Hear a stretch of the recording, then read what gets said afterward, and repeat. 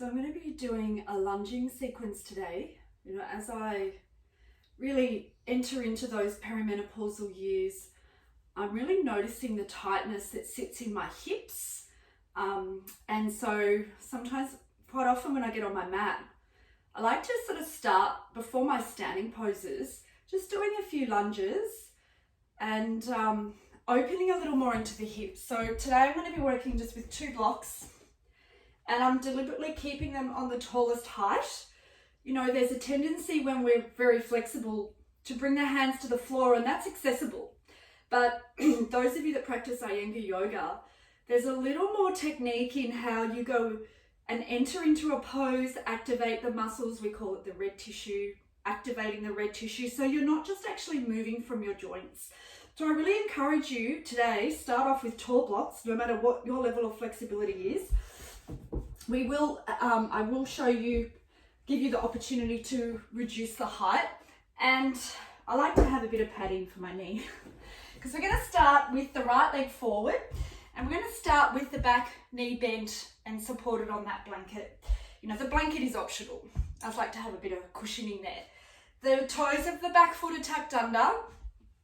When, I want you to step your right leg forward and just being mindful that your heel and your knee are in alignment. So what we want to avoid is where you're too narrow in the stance, so that when I suggest for you to go deeper into the lunge, you want to watch that knee doesn't come over the foot. It can be quite strong on those inner knee ligaments. So a little further away with that right foot, so that when you go to lunge, when we go a little deeper into the position, the knee isn't coming over the foot. The blocks are shoulder width, and the hands are on the blocks, positioning the blocks so they're directly underneath the shoulders. I want you to really observe your back buttock is in.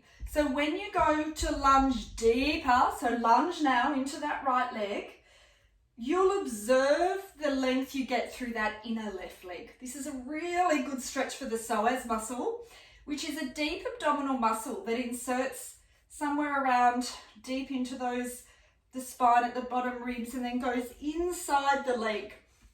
So this is the muscle that you'll feel stretching, as well as those inner leg muscles. So lunge forward into the right foot, lift the toes of your right foot, and press firmly into the balls of your feet.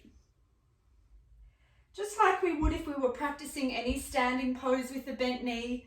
Ascend the shin to the knee, draw your thigh back into your hip, and press firmly your outer right hip in. Tailbone descends down so that mid-buttock flesh is pressing in, and then can you descend your hands to the blocks and actively lift your sternum up. So the starting point today, you can see I'm more vertical with the spine. When we go lower, eventually, you'll be a little more, the spine will be angled more from the hips. So we're a little more vertical here. Lift the chest, descend the shoulders, and as much as you press the mid-buttock, press well the shoulder blades into the back. I want you to be mindful of spreading that back of the left thigh, so your inner left thigh is turning to the outer left thigh, and then you get that firmness on that left thigh flesh stretching as much as that inner left leg is stretching there. And then stepping your right knee back. Just going to move the blanket over a little bit. And then step your left leg forward.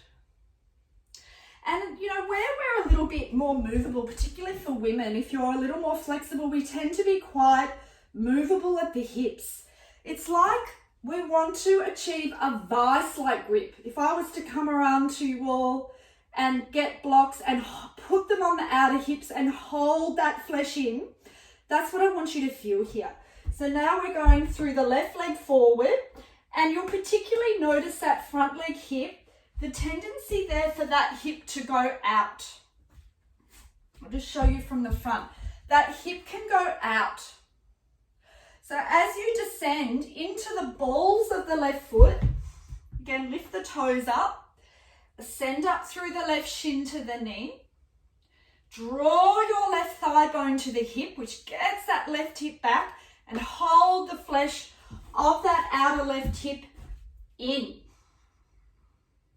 Lunge a little deeper into the front leg.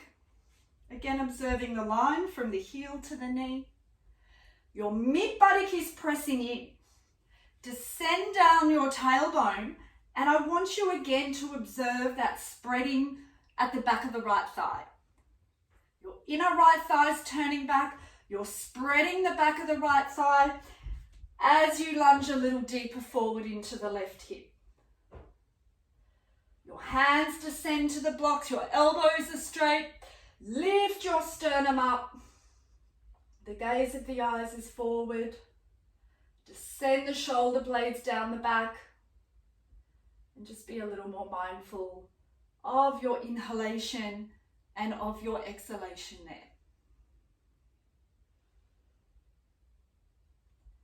And then I want you to bring your left leg back. Both knees are straight. I'm just going to move that blanket back to the center. Vajrasana, legs together, feet together. Keep the toes tucked under and keep your hands on the tall blocks. Sit back on your heels. Walk your blocks, your arms forward, and just keep your head in line with your upper arms. Press down into the balls of the feet. Spread out through the little toe side of the foot. Hold your outer ankles in and you're hinging your hips back. Again, that's that vice-like grip on the outer hips. Your top inner thighs descend down to soften the groins. Descend the tailbone to the heels. Press your hands to the blocks and fully lengthen your sternum forward. Just a few breaths there. And then you can walk your hands back. Coming up, once again, stepping your right leg forward. And for those of you that can take it a little bit lower now, maybe you can bring your blocks down to the next height. And like I said, for a lot of you, maybe you can go to the floor. I'm encouraging you to keep your hands high regardless, because it allows you to find the leg action first. And when we're really working into that hip tightness, the foundation is from the feet through the legs into the hips, rather than just going lower and just moving in the pose from the hips themselves. Again, lift the toes of the front leg foot, press the balls of the feet. As much as you feel that right heel press, press the balls of the feet. Lift from the shin to the knee. Draw from the right thigh back into the hip. Lunge a little deeper if you can. Press your hands into the blocks. Lengthen your chest forward. Again, your mid buttock is pressing in, but watch you can still turn that back leg inner thigh out. And then this time we're going to lift the knee of the back leg. Sharpen that left knee. Press that front left thigh flesh firm to the bone. Keep lunging a little deeper into your right leg. Press your hands to lengthen your sternum forward. Again, observing your breath. Your hips are pressing in. Really reach back through that inner left foot. And then can you bend your knee back down? Step your right leg back. And let's do that on the left side. Big step forward with your left leg. And I'm only going to show you these two different variations, practicing them once. You might do 2 or 3 cycles of the first variation, and you could do 2 or 3 cycles of this second variation with the blocks lower and the legs straight. So depending on what time you have, if the hips are really tight, I encourage you to repeat at least twice each of these variations of lunging. So lunge forward into that left leg. Lift the toes up. Press into the balls of the feet. The heels will naturally, you'll feel them press. Bring that action to the balls of the feet. Lifting the the shin to the knee, draw that left thigh back and hold the left hip in. Sacrum presses in as you lunge a little deeper. And really feel that turning of that back leg inner thigh. And then straighten your knee, sharpen that right knee. Press the right thigh firm to the bone. Your hands extend to the blocks, lengthen your chest, but keep reaching through that back leg inner foot. It really keeps you on that inner back leg. Your shoulder blades descend as your sternum lengthens forward. And then release the knee back to the blanket. Step your left leg back, feet together, legs together. Keep the toes tucked under. Vajrasana. Keep your blocks at that lower height. Sit back on the heels. Slide your blocks forward. And really hinging back through those hips. Even that top section of your inner thighs, draw that deep into the pelvis. Descend your tailbone. Hold firm your outer hips. And as you descend your hands into the blocks, your elbows are straight. Lengthen your sternum forward. Observing your breath. Keeping your head in line with your arms. Just watching not to let the head just drop through the arms. Keep it neutral there. And then to finish off this sequence, just move the blocks to the side. Press your hands into the mat. Come up into Adho Mukha Svanasana. Feet are hip width apart. If you're quite tight in your legs, you could even walk your feet as wide as the mat. Press your hands, lift up through your arms. Press the balls of the feet. Stretch your heels back to bring them down. And actively lift your thighs. Again, you're holding firm the outer hips and turn those inner thighs back.